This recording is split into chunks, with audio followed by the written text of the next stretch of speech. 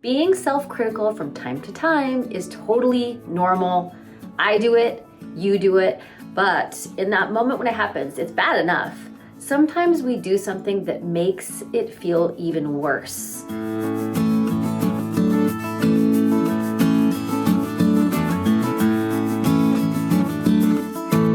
I'm Stacy Rocklein, and I am on a mission to eradicate loneliness one relationship at a time. And here's one moment at a time where we sometimes create more loneliness. We criticize ourselves for something. It could be, a failure in parenting. Goodness knows I have been there many times. It could be a mistake that you've made at work. It could be a lack of success that you were hoping to have in your life at a certain area. For me, I can just look in the mirror on some days and it starts right there with my God, look at you. You look old. You look like crap. You have bags under your eyes. You've got so many wrinkles, whatever, those kinds of things. So I will say something critical to myself, and then it tends to kind of snowball. We will spiral. Once we sort of grab onto that self-criticism, we don't always let go very easily.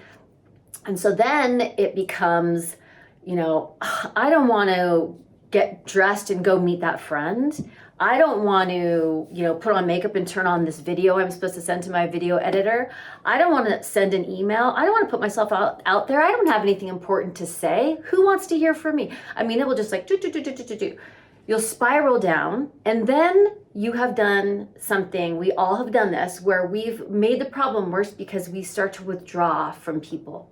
We start to back farther and farther away from a social connection, a professional connection, a connection to people in our very close lives. We withdraw, we become more quiet and more removed. And so now we feel awful and we feel lonely. So even though that might be your knee-jerk reaction, it is certainly mine. It is when I have gone from a little bit of self-criticism into total lack of confidence and motivation to put myself out there anywhere. What we can do instead of withdraw is to actually reach out in that moment to somebody and tell them how we feel. Here are all of the benefits of that. Number one, I think these spirals get much worse in the lonely darkness of our own minds. It's not that it's a secret, but it is just us and the thinking. And without anybody else to sort of not check us, but to just bear witness to us, this can just get worse and worse and worse. So there's that problem.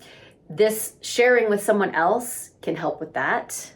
The second thing that you're doing is you are opening yourself up to the right person. It's really, really, really important that that you reach out and you share to the right person, the person who is going to truly see you, and they're going to be able to have empathy, and you're going to feel like they get it.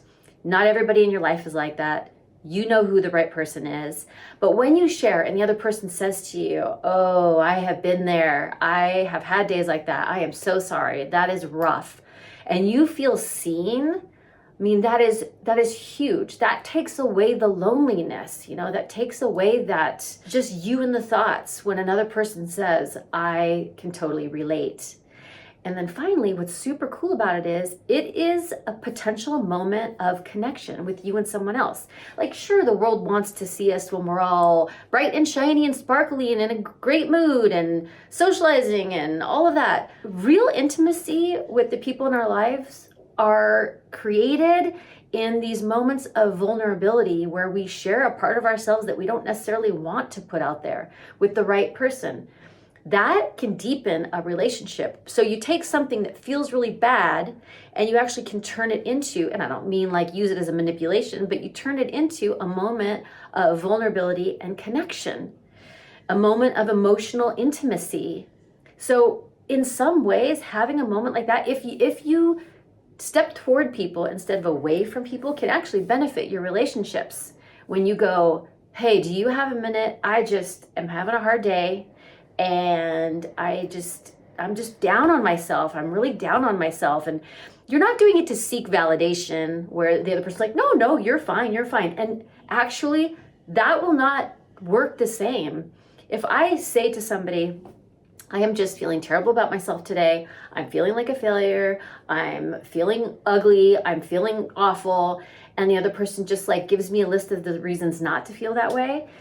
That doesn't make me feel seen. I feel seen when the other person goes, oh yeah, that sucks.